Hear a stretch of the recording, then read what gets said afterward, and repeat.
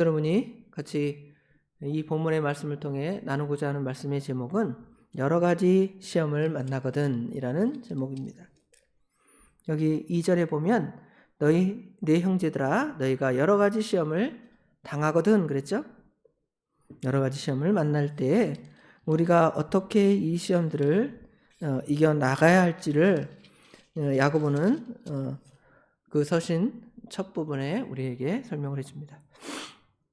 갑자기 야고보서를 제가 다루게 된 것은 이 다음 학기 공과책이 야고보입니다. 이제 로마서 뒷부분과 이제 야고보를 주일학교 공과책으로 다루게 됐는데 부족한 저를 계속 공과를 작성하라고 만들라고 이제 이야기를 하는데 제가 맡은 부분이 로마서 마지막 부분 16장 부분과 야고보서 1장 또 1장 뒷부분까지 제가 맡은 부분인데 이 말씀을 그냥 문서로 작성해서 보내버리는 것보다 이 말씀을 한번 묵상해보고 생각해보고 정리한 다음에 공과책에 넣으면 훨씬 더 나을 것 같아서 한번 같이 본문의 말씀 야고보서 1장 이제 두 번입니다. 두 번 시간을 한번 같이 참고해 보겠습니다. 지금 이 야고보서 그런데 야고보서는 우리가 잘 아는 대로 야고보서의 저자는 예수님의 동생, 예수님의 형제이죠. 형제이자 예루살렘 교회의 지도자입니다. 사도행전 15장이나 갈라디아서 2장에 보면 예루살렘 교회의 지도자가 있었는데 야고보입니다. 근데 그 야고보가 과연 누굴까를 성경에 많은 야고보가 있는데 이 야고보는 굉장히 흔한 이름이에요. 옛날 뭐 철수영이 흔한 이름처럼 굉장히 흔한 이름인데 이 야고보가 흔한 이름은 그의 조상이 이 야고보는 원래 야곱이라는 말이거든요. 그러니까 히브리어로는 야곱 그걸 이제 헬라어로 야고보 이런 식으로 표현한 거예요. 그러니까 그 조상의 이름을 따서 야곱이라는 이름을 많이 지겠죠. 그렇죠? 그런데 이제 그 많은 수많은 야고보, 예수님의 제자도 있고, 예수님의 형제도 있고, 또 예수님의 제자 중에는 야고보가 2명이나 있어요. 그렇죠? 이런 야고보 중에 이 야고보를 기록한 사람은 많은 학자들이 예수님의 형제이자 예루살렘 교회 지도자인 야고보로 추정을 하고 있습니다.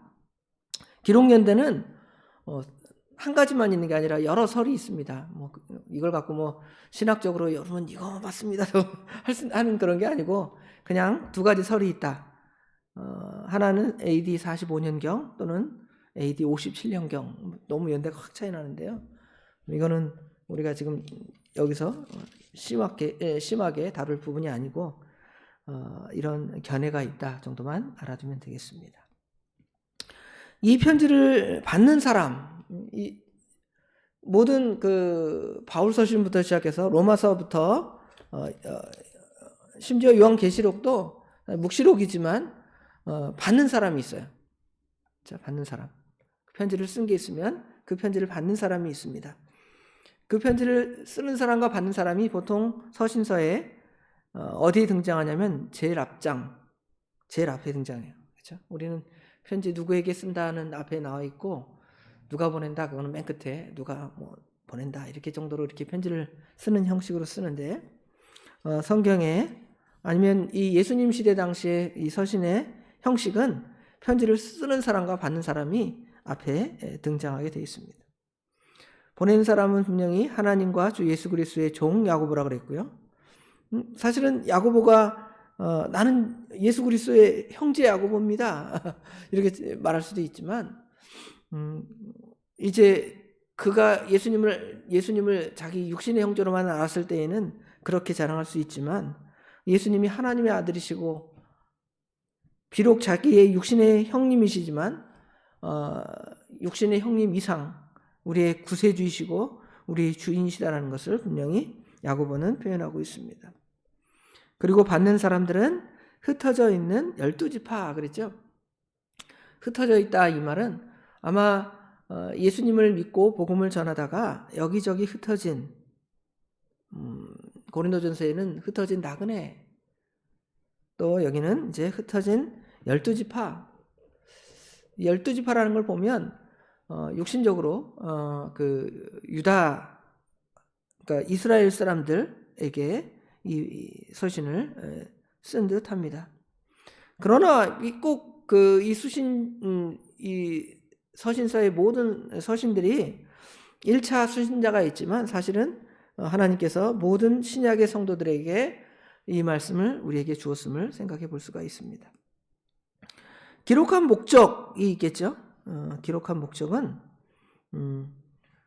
여기 지금 특별히 흩어진 이유가 여러 가지 시험 때문에, 환난 때문에 여기저기 흩어졌기 때문에 흩어진 성도들을 격려하고 고난당하는 성도를 그 고난을 이겨나가도록, 특별히 야고보서의 중요한 표현은 행함과 믿음을 동시에 강조했는데요. 행함이 없는 믿음은 죽은 믿음이다 이랬죠. 그것처럼 고난을 이겨나갈 뿐만 아니라 행함이 있는 산 믿음으로 살 것을 권면하도록 야고보서를 이룩했음을 알 수가 있습니다. 자, 오늘 제목에서처럼 여러 가지 시험을 만나거든 그랬죠. 이거는 이 편지의 수신자뿐만 아니라 오늘날 신약 시대의 많은 성도들도 여러 가지 시험을 만나게 됩니다. 다양한 시험이죠. 시험이라는 것이 두 가지 종류가 있습니다. 하나는 우리로 하여금 넘어지나 넘어지지 않나 사단이 시험하는 시험이 있는 반면에 또 다른 시험은 이거는 이제 하나님께서 우리를 믿음에 더 굳건히 서도록 연단하는, 단련하는, 재련하는, 금 재련하죠. 포항제철이나 장항재련소 가면 금을 재련하듯이, 철을 재련하듯이 이제 우리 믿음을 그렇게 아름답게 만드시려고 하나님께서 우리를 시험하십니다. 믿는 성도의 시험은 어떻게 보면 굉장히 당연합니다. 시험이 없다. 이거 어떤 사람들이 표현하기를 뭐라 그러냐면 시험이 없는 것은 그 사람이 아무 쓸데도 없는 사람이다 그러더라고요. 우리 아이들이 시험을 봐서 학력 성취가 되고 중학교, 고등학교, 대학교 올라갔잖아요. 심지어 회사에서도 쓸만한 사람 고용하기 위해서 이제 시험을 보잖아요. 면접 시험을 보든지 지필 시험을 보든지 다양한 방법의 형태를 보지만 그 시험이 없는 사람들은 어떤 사람이냐면 자격도 안 되고 쓸모없는 사람이니까 그런 것들이 없는 거예요. 그러나 정말 하나님께 필요한 사람이라면 하나님께서는 그 사람을 어떻게 한다는 겁니까? 시험한다는 것이죠. 특별히 우리 믿음의 사람들은 하나님께서 더 큰 시험을 통해서 더 아름답게 만들어 가시는 거예요. 아브라함도 시험하셨고 성경에 시험 안 당한 인물이 있는지 한번 보세요. 심지어 누구도 시험하냐면 예수님도 시험하잖아요. 예수님이 우리 인간처럼 연약하니까 그 시련을 통해서 더 아름다운 믿음으로 우리 예수님이 만들어주기 위해서 시련하는 것이 아니라 예수님의 시험은 오히려 오늘날 시험을 당하는 많은 성도들에게 시험이 있다는 것을 가르쳐주고 또 그 시험을 어떻게 이길 것인가에 대한 어떤 방법을 우리 주님께서 시험을 이기시는, 그렇죠? 그걸 보여주는 것인데 우리 예수님을 뺀 모든 인간들은, 그렇죠? 사람들은 다 어떻게 하는 것입니까? 시험을 받게 되는 겁니다. 특별히 믿음의 사람들은 우리 하나님께서 시험하는 거예요. 믿지 않는 자들은 마귀의 유혹에 넘어가서 죄에 빠지는 그런 유혹들이 많이 있겠지만 또 우리도 연약해서 그런 시험에 사단의 속아 넘어갈 수도 있지만 하나님께서는 그것들조차도 우리의 죄, 연약함을 깨닫게 하시고 믿음에 바로 서게 하시려고 우리를 시험하십니다. 그 시험이 올 때 어떻게 할 것인가? 여기 시험을 이기는 방법 정도라고 우리가 생각해 보면 되겠습니다. 여기 2절에 보면 내 형제들아 너희가 여러 가지 시험을 당하거든 온전히 기쁘게 여기라. 시험을 맞이하는 자세는 시험을 두려워하면 이길 수가 없습니다. 여러분 시험 볼 때마다 스트레스 받아가지고 소화를 못 시킵니다. 그렇죠? 신경성. 그 다음에 손이 벌벌 떨리고 막 집중력이 떨어지고 그래갖고 수능 시험 보는 날 점수가 안 나올 수 있잖아요. 그렇죠? 그런데 우리가 시험을 만날 때는 어떻게 하냐면 기쁘게 여겨야 돼. 기쁘게. 시험을 만날 때 스트레스 받는 것이 아니라 시험을 만나면 우리 주님께서는 그것을 기쁘게 여기라고 말씀하고 있습니다. 근데 이게 쉽지가 않아요. 기쁘게 여기십니까? 조금만 시험만 와도 기쁘게 여기지 않죠. 또 왜 나에게 이런 시험을 줘서 나로 하여금 이렇게 고민하게 하는가? 자식들이 속썩이고 남편도 속썩이고, 그렇죠? 세상에 되는 일, 돈 버는 일도 안 되고, 그렇죠? 여러 가지를 보면 그런 일이 많이 있습니다. 그럴 때 우리 주님께서는 여기 보니까 기쁘게 여기라는 것입니다. 기쁘게. 올 것이 왔다. 당연하다. 이 시험을 이기면 하나님께서 나에게 반드시 좋은 것을 주실 것이다. 이런 마음으로 시험을 받으라는 것입니다.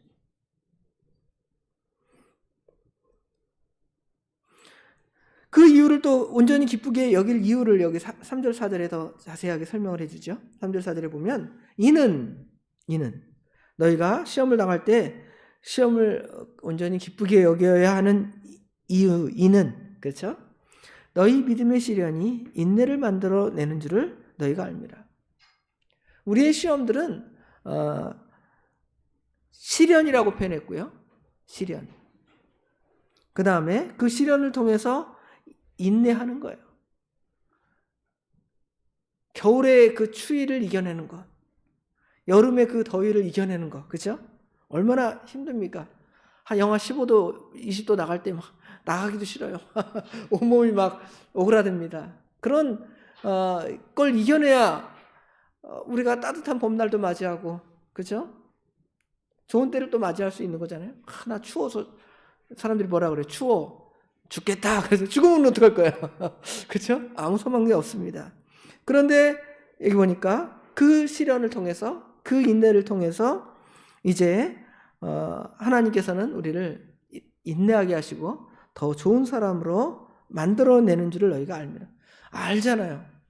아는데도 우리가 그 시험을 기쁘게 여기지 않고 온전히 그것을 감당해 나가지 못할 때가 많이 있습니다. 그리고 그 인내를, 아까는 인내를 만들어내는데 한 번 참고 두 번 참고 세 번 참는 그런 인내가 이제는 인내를 온전히 이루라. 인내를 한 번 참으면 끝이 아니잖아요.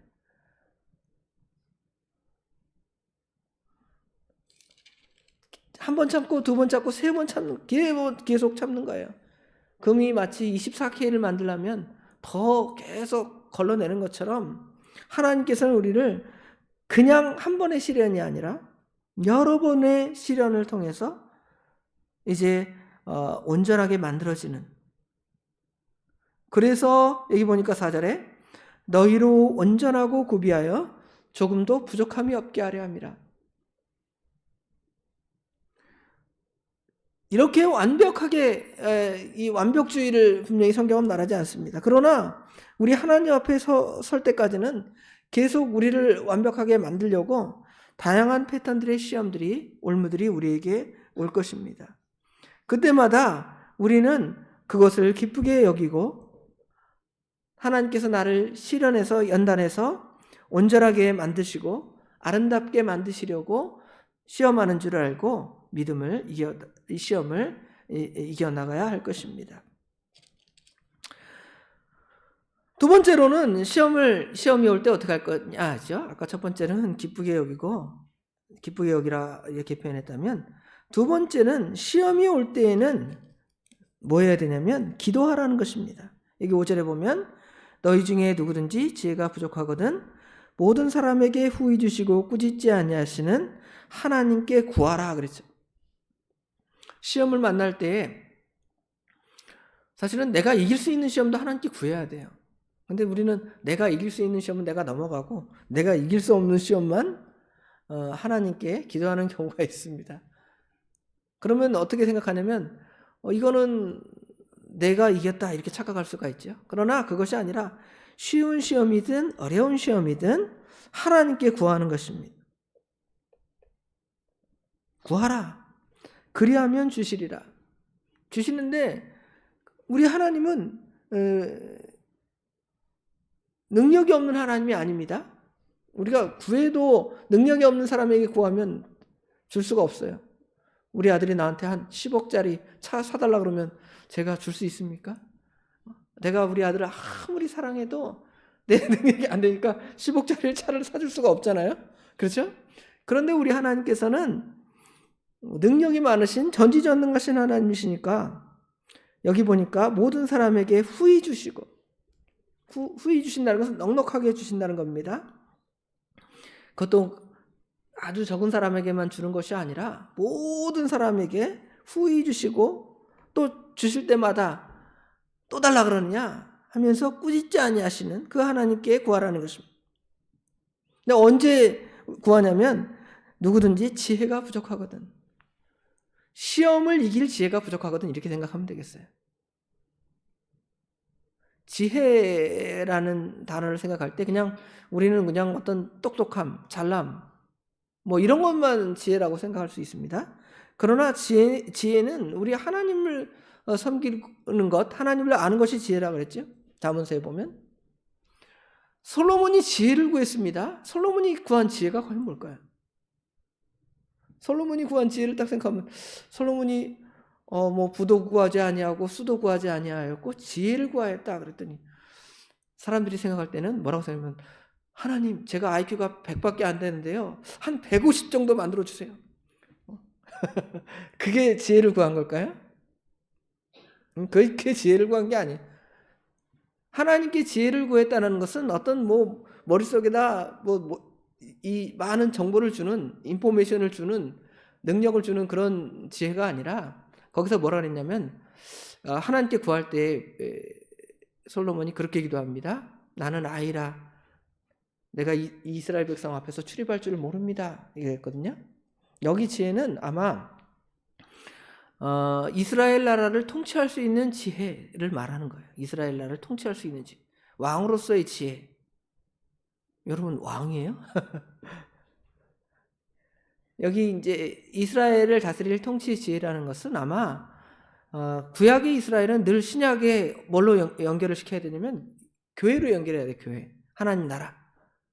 하나님 나라가 구약적으로는 아주 작은 개념으로 있지만, 이스라엘이라는 팔레스타인은 아주 작은 땅이 있지만, 이제 신약에는 모든 나라가 다 하나님 나라의 영역 아니에요? 하나님 영역 주권 밖에 있는 어떤 나라나 어떤 공간이 없습니다, 전 우주 안에는. 그런데 특별히 오늘날 하나님의 그 교회, 또 믿음의 사람들을 이제 바로 세워나가는 그 일을 이제 우리를 통해 사용하시는데, 그때 지혜가 필요하다는 것이죠. 몇 주 전에 우리 교회에서 직분자를 세울 때 세웠죠. 그리고 목사님께서 그 다음 주인가 그 다음 주에 직분자를 세운 목적, 에베소서 했잖아요. 그게 지혜가 필요한 거예요. 지혜가 필요해야지. 예를 들어 제가 목사인데 지혜가 없다, 바보 같다. 그러면 성도를 어떻게 말씀을 가르치고 바로 인도하겠습니까? 그냥 교회를 다 망가뜨려 놓는 것이죠. 그렇죠? 그런 지혜를 달라는 거예요. 그게 지혜입니다. 그리고 그 지혜는 근본을 뭘로 알 수 있냐면 하나님이 계심, 하나님이 존재하심을 믿는 거, 그 다음에 예수 그리스도를 경외하고 믿는 거, 그거로부터 시작돼요. 그것이 없으면 모든 지식을 쌓았지만 그 지식은 다 사상누각이라 그러죠. 모래 위에 이 모래로 지은 성과 같아요. 파도가 한번 싹 치면 모래성 다 무너지잖아요. 그런데 그 지혜가 부족할 때, 특별히 우리에게 당하는 시험을 이긴 지혜가 부족할 때에는 모든 사람에게 후히 주시고 꾸짖지 아니하시는 하나님께 구하라는 것입니다. 그러면 하나님께서 어떻게 하십니까? 주신다는 것이죠. 기도하라는 것입니다. 시험이 오면 기쁘게 여길 뿐만 아니라 시험이 오면 구하는 것입니다. 구하는데 여기 보니까 믿음이 연약한 사람들은 구하면서도 의심하는 거예요. 과연 주실까 말까. 의심하지 말라는 것이 6절에 보니까 오직 믿음으로 구하고 조금도 의심하지 말라. 의심하는 자는 바람에 밀려 요동하는 바다 물결 같으니 이런 사람은 무엇이 있는지 주께 여기를 생각하지 말라. 줄까 안 줄까? 줄까 안 줄까? 하나님 주시려면 주시고 마시려면 마세요. 그러면 하나님 주시겠습니까? 하나님 나 이거 꼭 필요합니다. 하나님의 나라, 하나님의 교회, 믿음을 위해 이거 반드시 써야 되는데 내가 이거 부족해서 못합니다. 내가 이 저녁에 하나님 말씀 전해서 성도들에게 영의 양식을 나눠줘야 되는데 하나님 제가 준비가 안 되고 참 부족합니다. 하나님 지혜를 주세요. 말씀을 가르칠 수 있는 능력을 주세요. 구하는 거예요. 그러면 하나님께서 주셔서 부족한 입술이지만 써서 하나님 말씀을 선포하게 하는 것입니다. 그런데 의심하는 거예요. 기도해야 되는데 주실까? 답이 안 나오네. 뭐 이러면 여기 보면 바람에 밀려 이동하는 바다 물결 같다 그랬죠.